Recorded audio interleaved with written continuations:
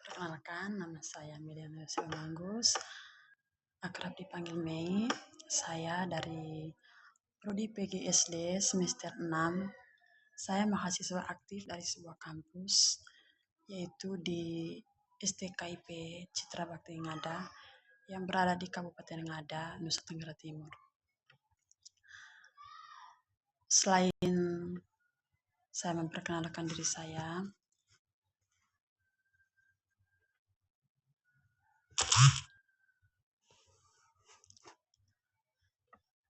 lahir di sebuah kampung pada tanggal 8 Desember 2001. Kampung saya berada di Manggarai Timur. Adapun pendidikan yang saya tempuh, saya bersekolah dasar, memulai pendidikan sekolah dasar saya di sebuah sekolah yang bernama sekolah, yaitu di SD Kalandenanga. Pada tahun 2008 saya masuk dan saya lulus pada tahun 2013, itu tepat pada usia 12 tahun. Selanjutnya saya melanjutkan pendidikan saya ke jenjang menengah, yaitu di SMP Negeri 6 Elar, juga di kampung saya. Saya masuk pada tahun 2014 dan saya tamat pada tahun 2016. Setelah saya tamat dari SMP, saya lanjut ke jenjang pendidikan sekolah menengah atas, yaitu di SMA Negeri 4 Elar juga, yaitu saya masuk pada tahun 2017 dan saya lulus pada tahun 2019, di mana pada tahun itu adalah tahun disebut sebagai tahun pandemi karena adanya COVID-19. Setelah saya tamat dari SMA, saya tidak langsung melanjutkan pendidikan saya ke perguruan tinggi, tapi saya memilih untuk istirahat 1 tahun. Dan pada tahun 2021, saya melanjutkan studi saya ke sebuah kampus di Kabupaten Ngada, Nusa Tenggara Timur, yaitu di kampus STKIP Citra Bakti Ngada. Sampai sekarang saya sudah berada di semester 6. Dan saya sekarang sedang mengikuti program dari Kementerian Pendidikan, yaitu program kampus mengajar ataupun kampus merdeka.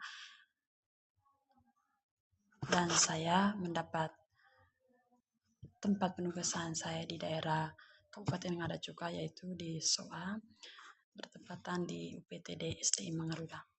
Jadi saya mendapat tugas dari kampus untuk melakukan analisis dan mempresentasikan dalam bentuk portofolio. Jadi pada kesempatan ini saya akan mempresentasikan hasil kerja saya melalui portofolio, yaitu hasil analisis saya. Yang pertama yang saya analisis adalah berkaitan dengan kurikulum merdeka dalam pembelajaran tematik. Jadi pembelajaran tematik pada kurikulum merdeka belajar pada kelas 3 di UPTD SD Mangaruda, yaitu pelaksanaannya disesuaikan dengan buku pegangan guru dan buku pegangan siswa. Dalam pelaksanaannya, selain menggunakan buku guru dan buku siswa, guru kelas 3 juga menggunakan lembar kegiatan siswa untuk menunjang materi dan evaluasi yang ada pada buku guru dan buku siswa. Selain mengacu pada buku guru dan buku siswa, di dalam proses pembelajarannya, metode yang digunakan guru dalam pembelajaran tematik di sekolah di kelas 3 mengacu pada pembelajaran yang aktif, kreatif, dan menyenangkan. Adapun yang saya analisis adalah pembelajaran tematik dan implementasinya. Di dalam metode tematik, sesuai dengan yang diamanatkan kurikulum merdeka, di mana semua komponen materi pembelajaran diintegrasikan ke dalam tema yang sama di dalam satu unit pertemuan. Yang perlu dipahami adalah bahwa tema bukanlah tujuan, tetapi alat yang digunakan untuk mencapai tujuan pembelajaran. Tema tersebut harus diolah dan disajikan secara kontekstualitas, kontemporer, konkret, dan konseptual. Pembelajaran tematik juga seperti yang diisyaratkan dalam kurikulum merdeka merupakan pembelajaran yang terpadu yang menekankan keterlibatan siswa dalam pembelajaran. Pembelajaran ini melibatkan beberapa kompetensi dasar, hasil belajar, dan indikator dari suatu mata pelajaran atau bahkan beberapa mata pelajaran. Melalui pembelajaran tematik, siswa diharapkan dapat belajar dan bermain dengan kreativitas yang tinggi. Buku guru adalah buku panduan guru yang berisi langkah-langkah pembelajaran didesain serta panduan guru dalam melaksanakan pembelajaran di dalam kelas. Sebagai sumber rujukan, buku guru memuat informasi penting terkait materi pada setiap tingkat pendidikan untuk menunjang pencapaian kompetensi dasar. Buku guru memuat pedoman yang strategi pembelajaran, metode pembelajaran, teknik pembelajaran, dan penilaian untuk setiap mata pelajaran atau tema pembelajaran. Berikut adapun buku siswa, di mana buku teks tematik siswa adalah karya tulis yang disusun secara khusus untuk digunakan siswa dalam membantu kegiatan pembelajaran. Di dalam terdapat materi, kegiatan-kegiatan pembelajaran, dan soal-soal latihan yang dapat memudahkan siswa dalam memahami pelajaran.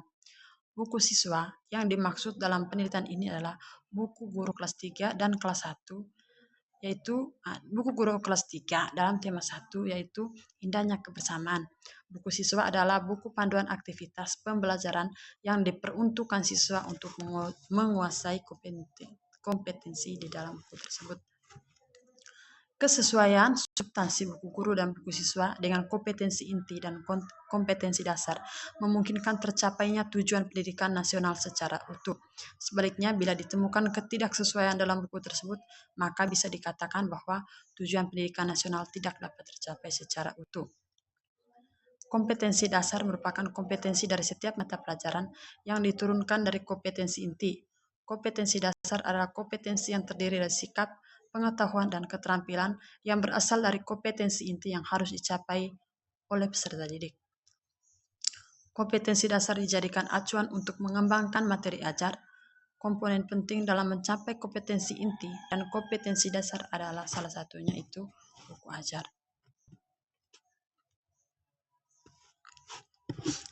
Adapun yang saya analisis adalah tentang perencanaan pembelajaran. Perencanaan pembelajaran itu sendiri yaitu suatu proses yang dilakukan oleh guru dalam membimbing, membantu, dan mengarahkan peserta didik, sehingga memiliki pengalaman belajar. Pembelajaran adalah proses perubahan perilaku peserta didik, baik perubahan perilaku dalam bidang kognitif, afektif, ataupun psikomotoriknya. Perencanaan pembelajaran ialah pemetaan langkah-langkah ke arah tujuan yang di dalamnya tercakup unsur-unsur tujuan mengajar yang diharapkan, materi atau bahan pelajaran yang akan diberikan, strategi atau metode mengajar yang akan diterapkan, dan prosedur evaluasi yang dilakukan dan yang menilai hasil belajar siswa. Nah, melalui observasi yang saya lakukan bersama guru kelas, dikatakan bahwa perencanaan pembelajaran itu sendiri adalah sebagai langkah awal sebelum proses pembelajaran berlangsung. Oleh karena itu, maka perencanaan pembelajaran digunakan sebagai panduan kegiatan guru dalam mengajar dan pedoman murid dalam kegiatan belajar yang disusun secara sistematis. Contohnya RPP ataupun modul ajar. Maka dengan itu pentingnya sekali kita membuat perencanaan pembelajaran sehingga proses pembelajaran yang itu bisa berjalan sesuai dengan perencanaan yang sudah dibuat atau sudah direncanakan. Adapun yang saya analisis adalah tentang penilaian pembelajaran. Nah, penilaian pembelajaran tematik adalah suatu proses pembelajaran yang digunakan untuk mengukur kemampuan, sikap, dan keterampilan perkembangan peserta didik dan memperbaiki proses pembelajaran.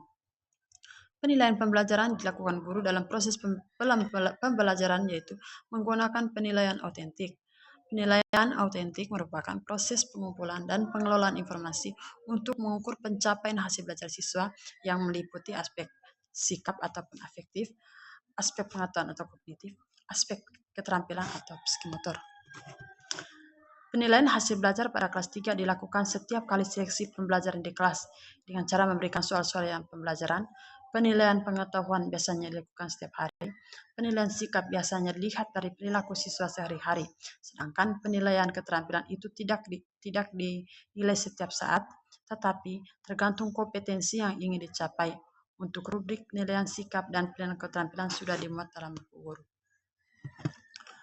Melalui wawancara yang saya lakukan bersama guru kelas 3 di UPTD SDI Mengodra, di mana perencanaan dan penilaian pembelajaran dilakukan oleh guru kelas 3 di UPTD SDI Mengodra, yaitu guru terlebih dahulu membuat perencanaan pembelajaran. Perencanaan pembelajaran yang dibuat adalah untuk memenuhi tujuan pembelajaran yang sudah dirancang, agar untuk kegiatan tahunan sesuai dengan tujuan kurikulum yang hendak dicapai. Perencanaan pembelajaran itu juga dibuat untuk memenuhi tujuan pembelajaran yang sudah dirancang untuk kegiatan tahunan sesuai dengan tujuan kurikulum yang hendak dicapai. Perencanaan pembelajaran memiliki fungsi yang sangat strategis dan pembelajaran bagi pembelajaran, yaitu fungsi kreatif, fungsi inovatif, fungsi selektif, fungsi komunikatif, fungsi prediktif, fungsi akurasi, fungsi pencapaian tujuan, fungsi kontrol. Perencanaan pembelajaran meliputi penyusunan rencana pelaksanaan pembelajaran dan penyiapan media dan sumber belajar, perangkat penilaian pembelajaran dan skenario pembelajaran. Langkah-langkah perencanaan pembelajaran tematik meliputi menentukan jenis mata pelajaran dan jenis keterampilan dipadukan, memiliki kajian materi, standar kompetensi dan kompetensi dasar, dan indikator menentukan sub keterampilan dipadukan, merumuskan indikator hasil belajar dan menentukan langkah-langkah. Oke, itu saja hasil presentasi portofolio saya. Berikut saya tertera kerjasama, yaitu nomor HP dan alamat email saya. Terima kasih.